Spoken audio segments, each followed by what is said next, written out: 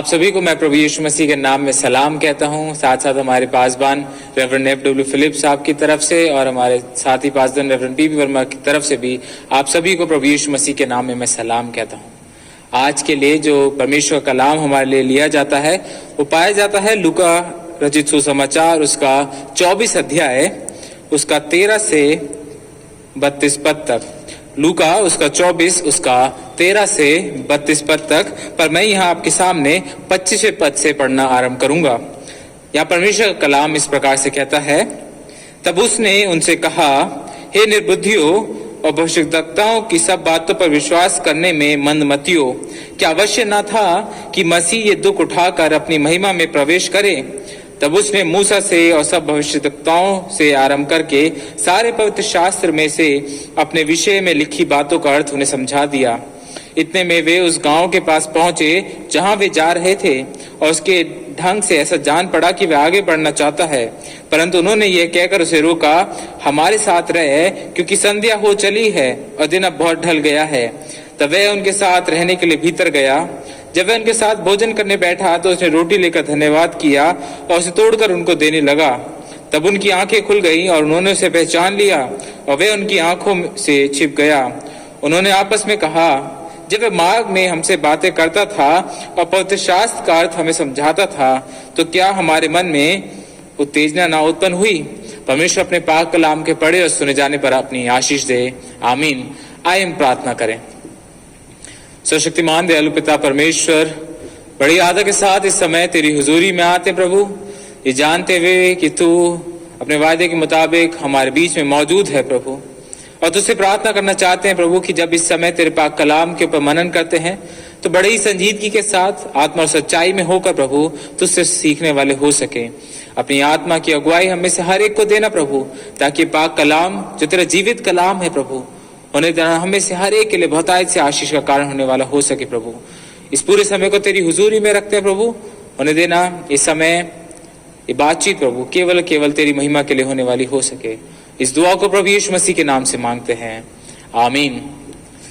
अजीजों, आज का जो पाक कलाम आप सबके सामने पढ़ा गया लूका 24, और जब हम इस पद को देखते हैं यहाँ 13 से अगर आप 35वें पद तक देखेंगे तो यहाँ पर एक घटना का जिक्र है जो 2 चेलों के साथ हुई, और यहाँ पे बहुत बड़ा एक डिस्क्रिप्शन है।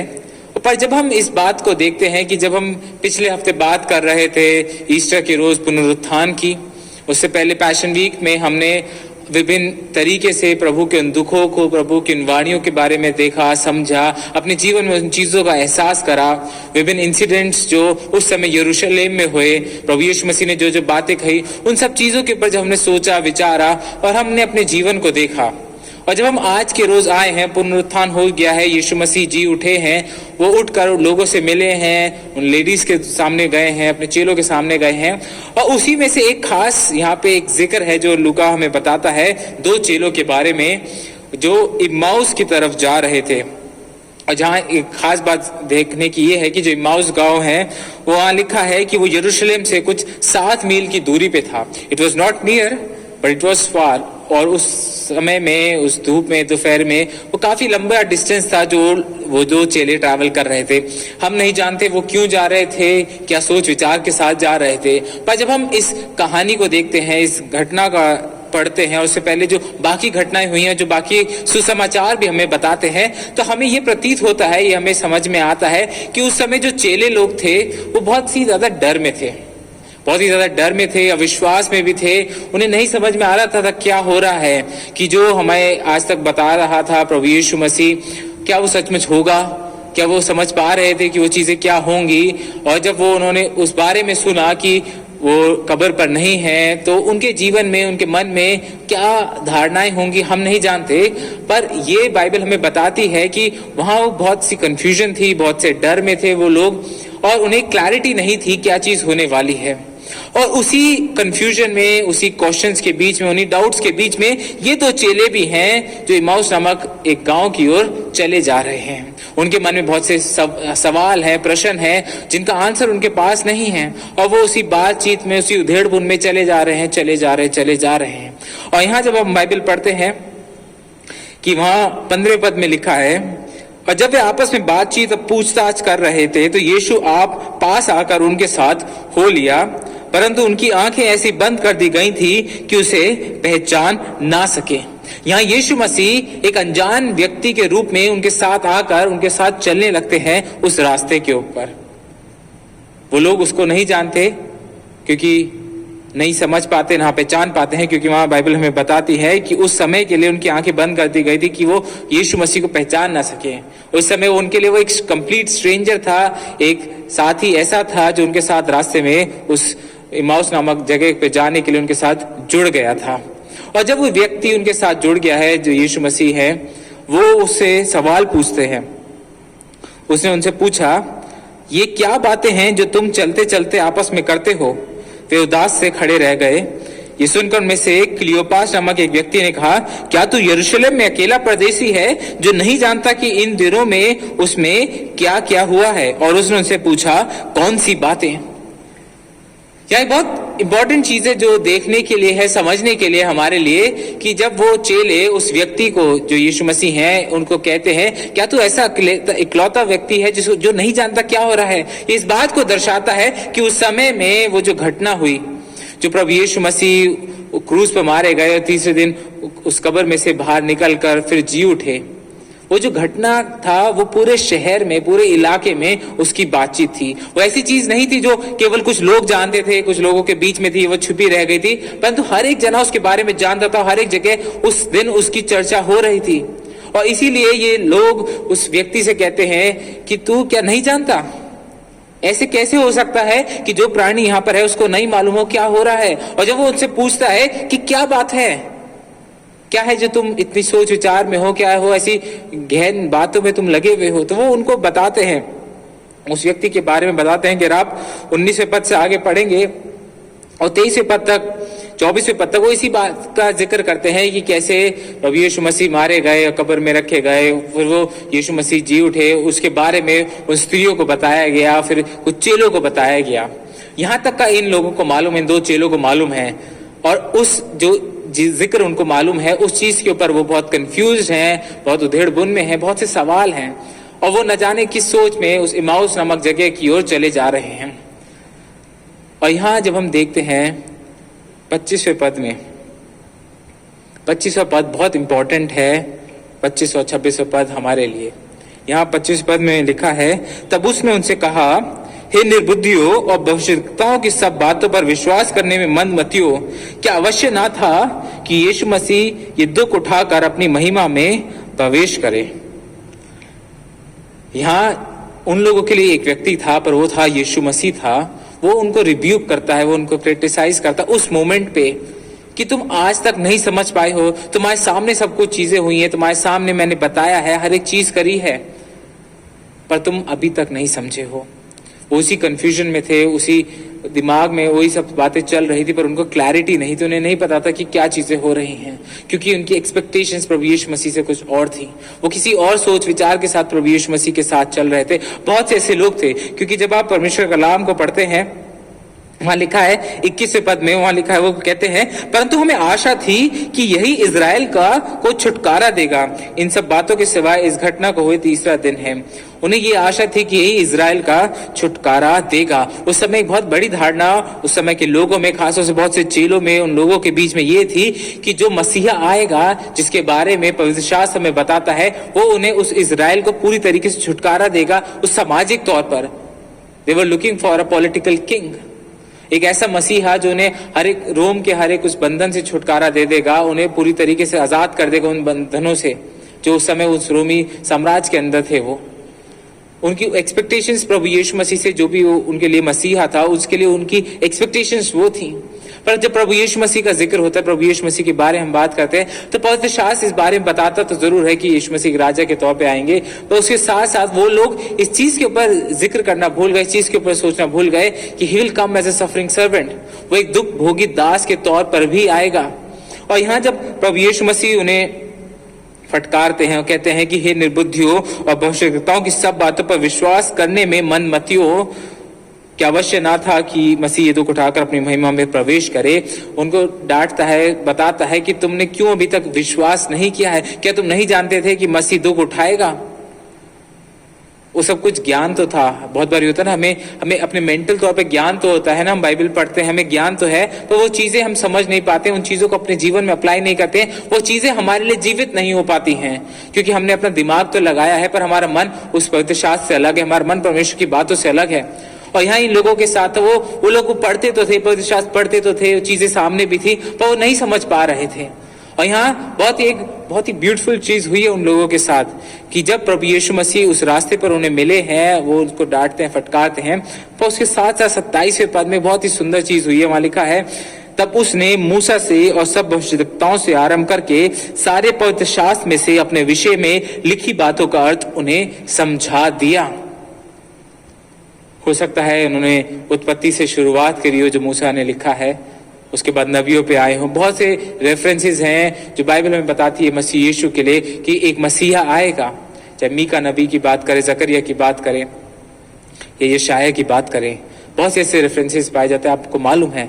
इसका बारे में अभी जिक्र नहीं करेंगे, पर खास तौर से एक चीज जो मैं आपके सामने रखना चाहता हूं कि जिसका प्रभु यीशु मसीह ने उनको जिक्र किया जरूर होगा, वो होगा यशाया 53, जहां उस सफरिंग सर्वेंट की बात है, उस दुख भोगी दास की बात है कि कैसे जो मसीह आएगा वो तमाम लोगों के पापों को, तमाम लोगों के दुखों को अपने ऊपर लेकर उस क्रूस की मृत्यु को सह लेगा।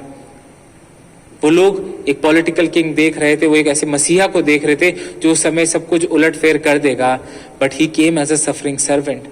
वो उस बात को भूल गए थे जो पवित्र शास्त्र उन्हें बता रहा था, जो पवित्र शास्त्र में लिखा था। उन्होंने पढ़ा तो था पर उनका ध्यान उसके ऊपर नहीं था, वो अपने जीवन में उसको समझ नहीं पाए थे। और यहाँ प्रभु यीशु मसीह इस बात को बताते हैं कि उन्होंने मूसा से और सब भविष्यवक्ताओं से आरंभ करके सारे पवित्र शास्त्र में से अपने विषय में लिखी बातों का अर्थ उन्हें समझा दिया। प्रभु यीशु मसीह ने उन्हें डांटा, उन्हें रिब्यूक करा, but he did not leave them alone there. और जब हम इस घटना को देखते हैं तो 4 चीजें हैं जो हमारे सामने आती हैं जो प्रभु यीशु मसीह ने उन लोगों के साथ किया, जो आज हमारे लिए समझना बहुत जरूरी है कि वो हमारे लिए भी कैसे अप्लाई होती हैं, हमारी लाइफ के लिए वो कैसे वैल्यू रखती हैं। सबसे पहली चीज जो प्रभु यीशु मसीह ने इस घटना के द्वारा उन चेलों के जीवन में किया वो ये था कि he valued them. Jesus valued them. प्रभु यीशु मसीह ने उनको महत्व दिया। देखिए, हो सकता था यीशु मसीह उन्हें सिर्फ फटकार कर, डांट कर कि तुम नहीं समझ सकते, तुम अविश्वास कर रहे हो, तुम बातों को नहीं समझ रहे, सिर्फ केवल दिमाग से देख रहे हो, चीजों को देख रहे हो, सब कुछ तुम्हारे सामने था, ये सब कह के उन्हें छोड़ सकता था। But he did not leave them there, he valued them. प्रभु यीशु मसीह को मालूम था कि इनका क्या पर्पस है, उनका क्या महत्व है उस योजना में जो परमेश्वर ने बनाई है। और वो अपने लोगों को, जिनको उसने चुना है, जिसको अपने लिए बुलाता है, उनको वो अकेला नहीं छोड़ता है। He values them, he values you, he values me। वो हमारी वैल्यू करता है, वो हमें महत्व देता है। और उस महत्व का यहाँ पे इतना बड़ा जिक्र है, तभी तो यहाँ लिखा है कि वो उनको हर एक चीज समझाने लगा। They were not knowing, they could not see, they could not perceive, but Jesus did not leave them there। प्रभु यीशु मसीह ने उन्हें समझाया। और अगर आप इस बात को देखेंगे कि मैंने आपके सामने बोला, जब बाइबल हमें बताती है कि रास्ता बहुत लंबा था यरूशलेम से एमाउस का, और उस पूरे रास्ते में प्रभु यीशु मसीह उनके साथ था। और जब हम पढ़ रहे हैं कि वो उन्हें समझा रहा था, बता रहा था, ताकि वो लोग समझ सके। प्रभु यीशु मसीह जानता था कि ये लोग डरे हुए हैं, कंफ्यूज्ड हैं, बहुत से डाउट्स हैं, बहुत से क्वेश्चंस हैं इनके जीवन में, मुझे लेकर, मेरी बातों को लेकर। जबकि 3-3.5 साल प्रभु यीशु मसीह उनको समझाते रहे, बताते रहे, पर फिर भी he did not leave them alone, he valued them। प्रभु यीशु मसीह ने उनके महत्व को जानता था और इसलिए वो उन्हें सिखाया, उन्हें फिर से एक बारी समझाता है कि जो पवित्र शास्त्र की बातें हैं, ताकि अब उनकी समझ में आ सके, ताकि जिस कार्य के लिए प्रभु यीशु मसीह ने उनको बुलाया उस कार्य को करने वाले हो सकें। उनको उसने वहीं नहीं छोड़ा, पर उनके साथ साथ वो चलता रहा। और 28वें पद में लिखा है कि इतने में उस गांव के पास पहुंचे जहां वे जा रहे थे। तो उन्हें समझाते समझाते बहुत लंबा टाइम हो गया था, बहुत लंबा सफर भी था, और प्रभु यीशु मसीह ने उनको बहुत सा समय दिया। उस दिन जब वो जी उठा है, उन लेडीज को मिला है, उन चेलों को दिखाया, उसके साथ साथ वो इन 2 चेलों को भी मिला है, और अपना समय प्रभु यीशु मसीह उनको दे रहे हैं। सिर्फ एक दर्शन नहीं दे रहे, पर पूरा समय दे रहे हैं, अपनी तरफ से पूरी कोशिश कर रहे हैं कि वो समझ सके। उनके सामने उन बातों का खोल रहे हैं, द नॉलेज ऑफ स्क्रिप्चर्स, ताकि वो समझ सके कि प्रभु यीशु मसीह जिसके बारे में, जिसके साथ साथ वो चल रहे थे, वो कौन है। हम भी इसी तरीके से अपनी एक जर्नी पर हैं। इस जीवन में हम एक जर्नी पर हैं। जब हम इस पृथ्वी पर आए हैं, हमें जीवन मिला है, और जब तक हम इस पृथ्वी पर से जाएंगे, we are on a journey. हम उस रास्ते में हैं, और हमारे लिए सबसे खुशखबरी की बात यह है कि प्रभु यीशु मसीह हमें हमारी उस यात्रा में, हमारी उस जर्नी में, हमें हमारी जगह आकर हमें मिलता है। He comes and meets us where we are on our way. ये चेले अपने रास्ते पर जा रहे थे, जिस भी उधेड़बुन में जा रहे थे, प्रभु यीशु मसीह उसी जगह पे जाके उनसे मिलता है, उनको गाइड करता है। He met them on their way. आज प्रभु यीशु मसीह भी इस जीवन में आज आपसे मिलने के लिए आ रहा है। हमने भी बहुत सी बातें सुनी, हमने भी बहुत सी बातें देखी कि आज हम उसको समझ रहे हैं, कि हमारे दिल आज प्रभु यीशु मसीह को देख पा रहे हैं, या आज हम भी सुनने के द्वारा, कानों में हमारे शब्द पढ़ने के द्वारा, पर हम सुन नहीं पा रहे हैं, समझ नहीं पा रहे हैं। Everything is there but we can not see, we can not feel the presence of Christ in our lives. पर आज प्रभु यीशु मसीह आज आपसे बातचीत करना चाहता है, आज आपके साथ आके आपको समझाना चाहता है उन बातों को, ताकि आप देख सके, ताकि आपका जीवन प्रभु यीशु मसीह में आ सके। प्रभु यीशु मसीह ही वैल्यूज यू, वो महत्व रखता है हमारा जीवन उसके लिए। वैसे ही उन चेलों का भी महत्व था, उनके जीवन का महत्व था प्रभु यीशु मसीह के लिए, इसलिए वो अपना टाइम, बहुत ही मूल्यवान टाइम उनको देता है। दूसरी चीज जो प्रभु यीशु मसीह करते हैं वो है कि वो उनके विश्वास को मजबूत करते हैं। ही स्ट्रेंथन्स देयर फेथ। उनको अविश्वास था उस समय, वो जो प्रभु यीशु मसीह ने जो बातें उनको बोली थी, जो चीजें उनके सामने रखी गई थी, जो चीजें सुनते आए थे, वो विश्वास नहीं कर पा रहे थे उन चीजों के ऊपर। दे हैड देयर डाउट्स, उनके मन में डाउट्स था। प्रभु यीशु मसीह जानते थे कि ये लोग अभी अविश्वास नहीं कर पा रहे हैं, इनके मन में संदेह है, इनके मन में बहुत से सवाल हैं, बहुत सी बातें हैं जिनका उत्तर इनको मिलना आज जरूरी है। और इसलिए प्रभु यीशु मसीह उनको समय देते हैं, उनको समझाते हैं, ताकि उनको विश्वास प्रभु यीशु मसीह में मजबूत हो सके, वो स्क्रिप्चर्स को जान सके, पवित्र शास्त्र की बातों को समझ सके, ताकि उस विश्वास में मजबूती के साथ आगे बढ़ सके। They had little faith. उस समय उनका विश्वास बहुत कमजोर था, but Jesus did not leave them. प्रभु यीशु मसीह ने उन्हें छोड़ा नहीं, पर उनके विश्वास को उस समय मजबूत करा, उनको बताकर, उनको समझाकर, हर एक चीज वो कर जो उस समय उनके विश्वास के लिए जरूरी थी। He strengthened their faith. और जब ये चीज उन लोगों के साथ हुई, उनको समझ में आने लगी चीजें, वो उससे कहते हैं, उन्हें लगता है कि जा रहा है, मनुष्य जा रहा है, वो कहते हैं कि तू हमारे साथ रुक, हमारे साथ रह, क्योंकि शाम हो चली है। और वो उनके साथ रहने के लिए भीतर चला गया। ये जो लोग थे, जो दो डिसाइपल्स थे, दो चेले थे, इन्होंने भी उसकी वैल्यू करी, उस व्यक्ति की वैल्यू करी। उस समय ये नहीं जानते थे कि यीशु मसीह, पर उसने जो बातें उन्हें समझाई थी, वो समझ पा रहे थे, वो देख पा रहे थे। और उन्होंने, जो उस समय उनका विश्वास मजबूत हो रहा था, उन्होंने उसमें उस इंसान की वैल्यू करी, स्ट्रेंजर की वैल्यू करी, उसको हॉस्पिटैलिटी दिखाई एक अपनी तरफ से।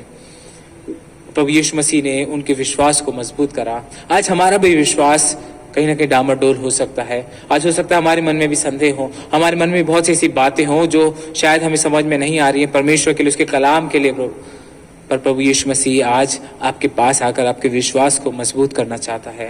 ही will come and he will meet you on your way and he will strengthen your faith. वो आके आपके विश्वास को मजबूत करेगा। तीसरी चीज जो प्रभु यीशु मसीह ने करी वो ये था कि वो उनके साथ रहा। वो उनके साथ रहा। He just did not come, visit and go. वो केवल आके दर्शन देकर उस समय उनके साथ नहीं थे, क्योंकि उसको मालूम था कि इनको ज्यादा समय की जरूरत है, क्योंकि उसको मालूम था ये ज्यादा बड़ी दिक्कत में है। They had bigger doubts. और इस प्रभु यीशु मसीह ने ज्यादा समय दिया। वो पूरा रास्ता उनके साथ रहा, उनके साथ वो घर में भी गया, क्योंकि प्रभु यीशु मसीह को मालूम था कि इनको जरूरत है आज मेरी। क्योंकि अगर आज मैं इनके साथ नहीं गया तो शायद ये भटक जाएंगे, ये उस विश्वास से अलग हो जाएं। पर प्रभु यीशु मसीह को जरूरत थी इन लोगों की, तो उनके साथ खड़ा रहा, उनके साथ उस घर में गया, उनके साथ वो भोजन करने के लिए बैठा। This is who our God is. ये हमारा यीशु मसीह है जो हमें छोड़ता नहीं, पर हमारे साथ सदा खड़ा रहता है। उसका वादा है कि मैं ना तुझे कभी छोड़ूंगा ना कभी त्यागूंगा, और वो हर एक चीज में इस बात को पूरा करता है। इन लोगों के साथ भी, इन चेलों के साथ भी वो खड़ा रहा उस समय में, ताकि इनको तैयार कर सके आगे के लिए। He had a purpose for them and he stood by them। आज प्रभु यीशु मसीह आपके साथ भी खड़ा होगा। आज प्रभु यीशु मसीह मेरे साथ भी खड़ा है। क्योंकि ये उसका वायदा है। और जब हम प्रभु यीशु मसीह में आते हैं, जब हम प्रभु यीशु मसीह पे ईमान रखते हैं, we can be rest assured that he will never forsake us। हम इस बात में पूरी तरीके से अपने आप को रख सकते हैं कि प्रभु यीशु मसीह कल भी था, आज भी और हमेशा के लिए मेरे साथ है, क्योंकि मैं प्रभु यीशु मसीह के साथ हूँ। और यदि मेरे मन में संदेह भी आते हैं, मेरे मन में डाउट्स भी आते हैं, तो वो आके डाउट्स को क्लियर करके मेरे साथ खड़ा रहेगा। और चौथी चीज जो प्रभु यीशु मसीह ने उन चेलों के लिए करी, वो था कि he set them on a mission. उन्होंने, प्रभु यीशु मसीह ने उन चेलों को एक मिशन के लिए उस समय तैयार करके भेज दिया। आज भी प्रभु यीशु मसीह लोगों को तैयार करता है मिशन के लिए। वहां जब हम देखते हैं, वहां अगर आप आगे पढ़ते हैं 31वें पद से, वहां लिखा है, तब उनकी आंखें खुल गईं और उन्होंने उसे पहचान लिया और वे उनकी आंखों से छिप गया। उन्होंने आपस में कहा, जब वे मार्ग में हमसे बातें करता था और पवित्र शास्त्र का अर्थ हमें समझाता था, तो क्या हमारे मन में उत्तेजना न उत्पन्न हुई? वे उसी घड़ी उठकर यरूशलेम को लौट गए और उन 11 और उन साथियों को इकट्ठा पाया। यहाँ देखते हैं जैसे उन्होंने प्रभु यीशु मसीह को जाना, जैसे ही उन्होंने प्रभु यीशु मसीह की बातों को समझा, उनके मन में एक उत्तेजना हुई। There was a fire in their hearts. They had knew Jesus.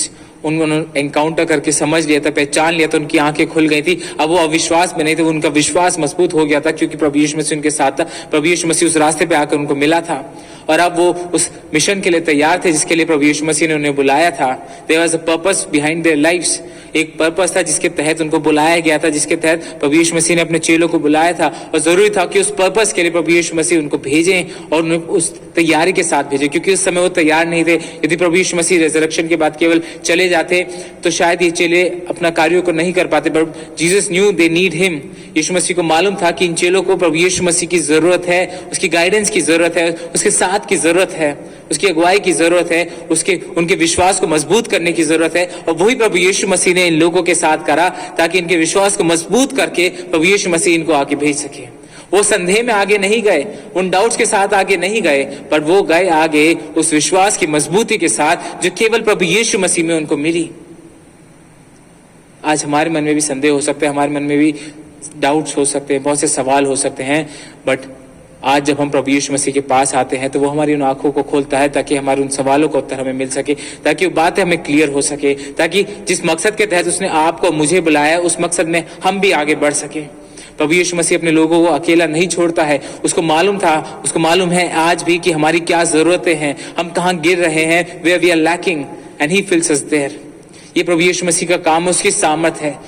और आज पवित्र आत्मा हमारे बीच में अगुवाई करता है, परमेश्वर का आत्मा हमारी अगुवाई करता है, हमें बताता है, हमारा मार्गदर्शन करता है, और जहाँ हमारी कमियां होती हैं वो उस सामर्थ से हमें पूरा करता है, ताकि जिस पाक राह के लिए प्रभु यीशु मसीह ने हमें बुलाया उस राह पर हमें वो आगे लेके जा सके।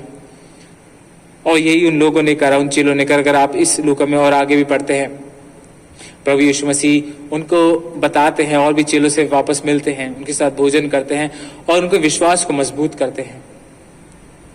उनकी वीकनेसेस थी, they had there shortcomings, they had there doubts, पर उन सब चीजों ने उनको उस मिशन पे जाने से नहीं रोका, क्योंकि प्रभु यीशु मसीह उनके साथ था। Jesus was the one who was fulfilling them. उस समय पे प्रभु यीशु मसीह ने उनको पूरा करा, उनके उन कमियों को पूरा करा। आज वो आपकी भी कमियों को पूरा करता है, क्योंकि हम मनुष्य, हम कमजोर हैं, हम लाचार हैं, बहुत बार हम गिर भी जाते हैं, पर केवल प्रभु यीशु मसीह है जो हमें पूरा करता है और उस रास्ते के लिए हमें तैयार करता है। He walks with us on our journey. He walks with us on our journey so that we can fulfill the mission that God has kept aside for us. क्या आज आप उस मिशन में, उस कार्य के लिए अपने आप को देना चाहते हैं, अपने आप को, अपने जीवन को उस प्रभु में आगे बढ़ाना चाहते हैं, तो आज प्रभु के पास आए, क्योंकि वो आज आपके पास आने को तैयार है, आपके जर्नी में आपके साथ खड़ा रहने के लिए तैयार है, क्योंकि वो कल, आज और आगे तक हमेशा एक सा ही है।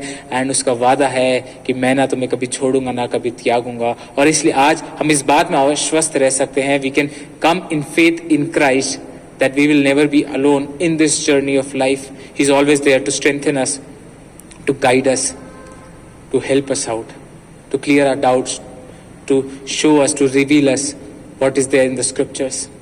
आइए आज प्रभु से मांगे, उसके सम्मुख आए, अपने डाउट्स के साथ, अपने क्वेश्चंस के साथ, जो भी आपकी बातें हैं, क्योंकि वो सुनने के लिए तैयार है और वो आपकी अगुवाई करेगा। होने दे प्रभु कि आज हम में से हर एक के जीवन में से हर एक को डाउट्स दूर हो जाए, ताकि हम अपने विश्वास में मजबूती के साथ उसके सम्मुख आगे बढ़ने वाले हो सके। आइए हम प्रार्थना करें। हे मेरे राजा, हे मेरे परमेश्वर पिता प्रभु, बड़ी आदर के साथ तेरी हुजूरी में आते हैं प्रभु। तो सदा हमारे साथ रहता है, तो हमारी अगुवाई करता है और हमें उस रास्ते के लिए तैयार करता है प्रभु। और आज उससे प्रार्थना करना चाहते प्रभु, हर एक शख्स के लिए प्रभु, उन्हें देना प्रभु, जिस भी जगह पे हैं, जिस भी रास्ते में वो हैं, उस जगह पे प्रभु तू उनसे आके मिल प्रभु, उनके विश्वास को मजबूत कर प्रभु, उन्हें सामर्थ दे प्रभु, ताकि अपने जीवन में प्रभु तेरी उस उपस्थिति का वो आनंद ले सकें, तुझे देख सकें, तुझे जान सके, तुझे पहचान सके प्रभु, ताकि जो तेरी पाक मर्जी उनके जीवन के लिए है वो उनके जीवन में पूरी होने वाली हो सके प्रभु। सबकी सहायता और मदद करना प्रभु। हम कमजोर हैं पर तू सामर्थ्य खुदा है, इसलिए तुझसे ही मांगते प्रभु, हम सबकी सहायता और मदद करना प्रभु। इस पूरे समय को तेरी हुजूरी में रखते प्रभु, होने देने तेरा पाक कलाम हमें से हर एक के लिए बहुतायत से आशीष का कारण होने वाला हो सके प्रभु। सादा मान सम्मान महिमा तुझी को देते हैं प्रभु, और इस दुआ को प्रभु यीशु मसीह के नाम से मांगते हैं, जिसने दुआ करना हमें सिखाया। आए हमारे बाप, तू जो आसमान पर है, तेरा नाम पाक माना जाए, तेरी बादशाहत आए, तेरी वजह से आसमान पर पूरी होती है, वैसे ही जमीन पर भी हो। हमारी रोज की रोटी आज में बख्श दे, जिस तरह हम कसूरों को माफ करते हैं तू भी उसको माफ कर, क्योंकि बादशाहत, कुदरत और जलाल हमेशा तेरे ही है। आमीन।